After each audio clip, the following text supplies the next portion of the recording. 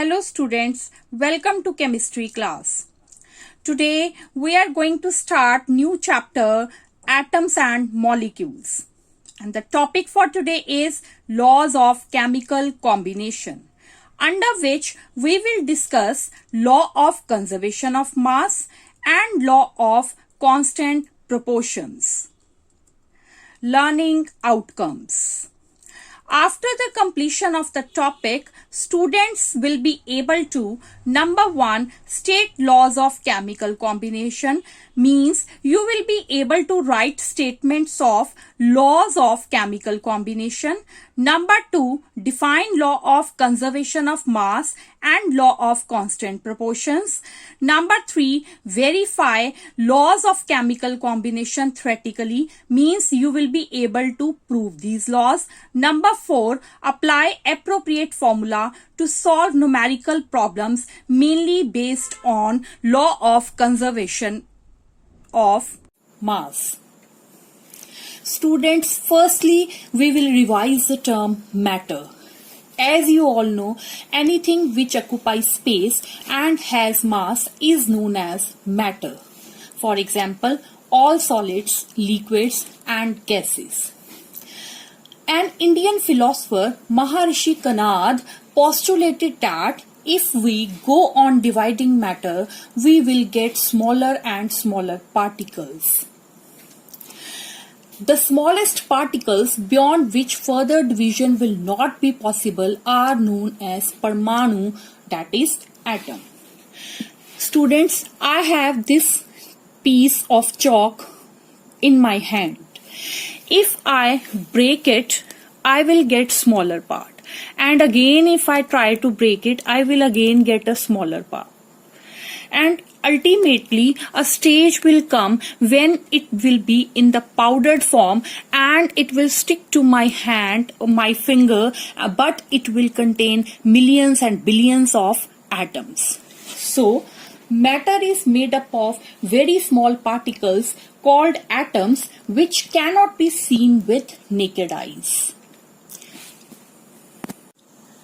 Coming to laws of chemical combination. Anton L. Lavoisier laid the foundation of chemical sciences by establishing two important laws of chemical combination.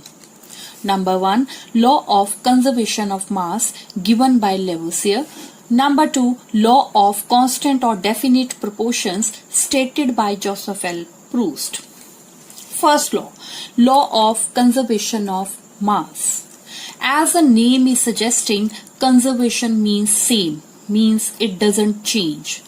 This law states that mass can neither be created nor be destroyed in a chemical reaction. Another statement for this law, in a chemical reaction, mass of reactants is always equal to mass of products. Means mass will not change even after the chemical reaction has taken place. Students, here you will be able to achieve first learning outcome, that is you will be able to write the statements of this law.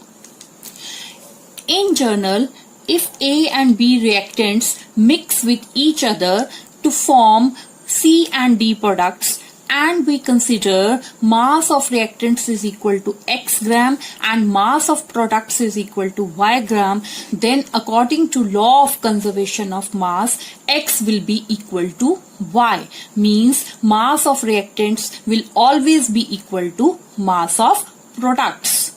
Students, let's see the video explaining law of conservation of mass.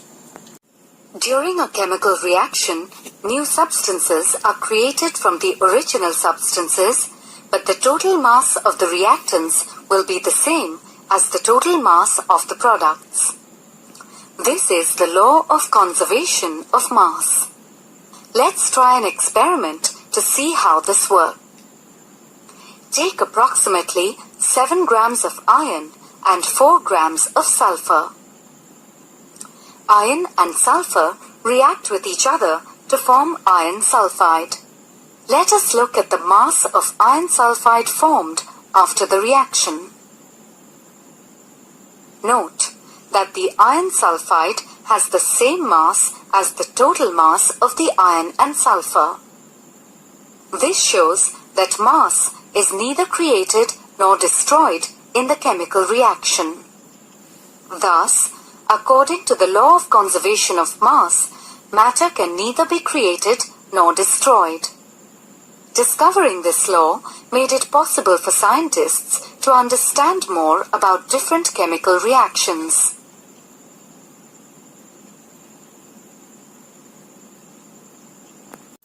Let's now discuss activity 3.1 of your book. In this activity, we will verify law of conservation of mass. Consider the following chemical reaction. In this reaction, sodium sulfate reacts with barium chloride to form barium sulfate and sodium chloride. It can be considered as X and barium chloride can be considered as Y.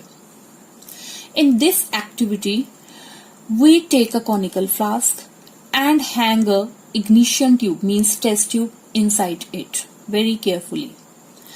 We take small quantity of X, means sodium sulfate, in the test tube and small quantity of barium chloride solution in the conical flask. Leave it as such and weigh it.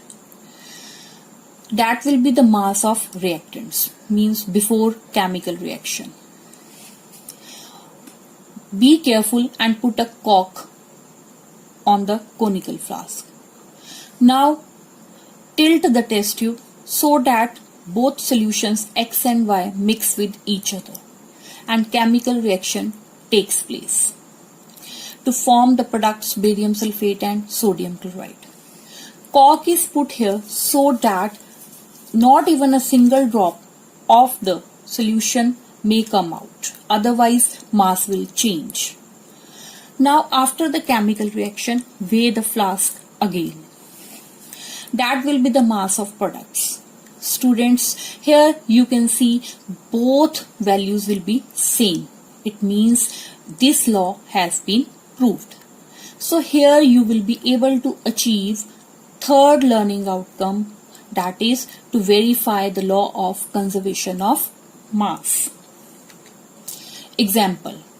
Find the value of X in the following equation if it obeys law of conservation of mass. Here equation is given to you and the values of A, B and C along with D in grams are given to you. Now we have to find value of X. Answer. According to law of conservation of mass of reactants is always equal to mass of products. Means 2 plus X will be equal to 0.9 plus 3.8. It forms 4.7 and X will be 4.7 minus 2, that is equal to 2.7 gram. So here we have achieved second learning outcome, that is we will be able to explain law of conservation of mass. Along with this, you will be able to achieve fourth learning outcome, that is to apply appropriate formula to solve numerical problems. Next law, law of constant or definite proportions. This law states that in a chemical substance, the elements are always present in fixed ratio by mass. So here we have achieved first learning outcome, that is to write the statement of this law. Example.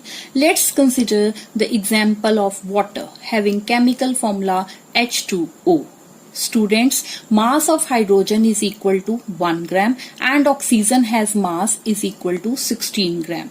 So 1 into 2, that is 2, ratio 16, that comes out to be 1:8. So in water, the ratio of the mass of hydrogen to mass of oxygen is always 1:8.